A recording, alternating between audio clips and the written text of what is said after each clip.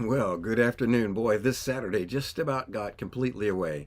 There was a polar plunge at Lake James Christian Camp this morning, well into the afternoon. More than 70 people jumped through a hole in the ice. The ice was 8 to 12 inches thick, and Matt Love and Tony Davidson used chainsaws yesterday to cut this great big hole in the ice, and these crazy people jumped in. It was a lot of fun to watch, and it looked like some of them had fun jumping in and getting out. And I'm thinking, you people are out of your minds. There are a few others that agreed with me, and we stayed dry and relatively warm. And they were looking at us like, you're missing all the fun. And I'm thinking, there are two distinct crowds here. People that jumped into the water, and they kept having to rake the ice off the top of the water. And the people that watched and cheered them on. Two groups, very different activities, and they were both right. They were both good. And that's kind of where the Apostle Paul is here when he's saying, if you're single, you should stay single. If you're married, you should stay married. If you're widowed, I would suggest you don't get married.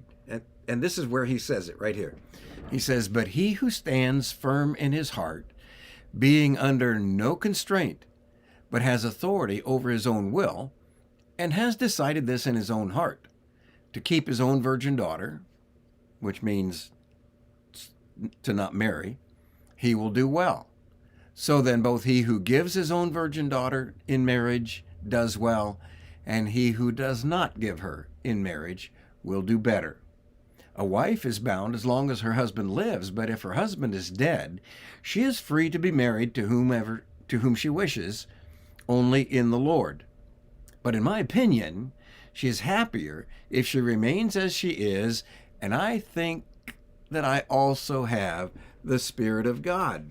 So Paul is saying, look, whatever's in your heart, you make up your mind. If your goal is to be pleasing to the Lord, and you're seeking his will, and you have a daughter that wants to get married and should get married, from your perspective, you've prayed about it, you've sought God's will, you love him, and you've decided she should get married, fine.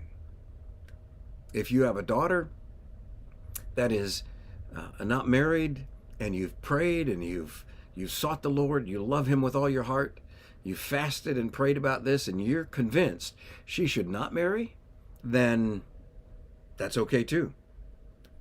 And then he speaks to the widows, which would also include the widower, but specifically he talks to the widow and says, look, if your spouse died, ladies, if your husband dies and you're a widow, you're free to marry whomever you wish in the Lord. There are boundaries. Why would you marry outside to an unbeliever and be unequally yoked? That doesn't make any sense. But Paul says, I'm of the opinion, and I think I have the Spirit of the Lord, that you would be better off to remain a widow and unmarried. But again, it comes back to what's scrolling across the bottom here.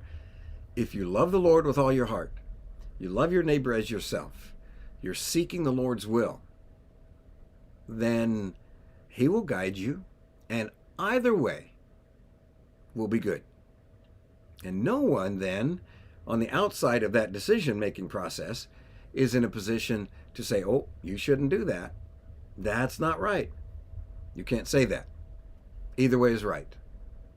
So with that idea in mind, we're looking at the motive. We're looking at the heart. It all comes down to a matter of the heart. And I love the idea, and this is actually why I didn't just give up on Saturday and not do this video. I thought, I'll just wait till Monday, because it's almost 4 o'clock in the afternoon. But I love reminding you that God loves you. That will never change. He loves you. And if you're called according to his purpose, and if you love him, he is working everything out for your good. no matter what kind of circumstance you're in now. He loves you. And we love you too.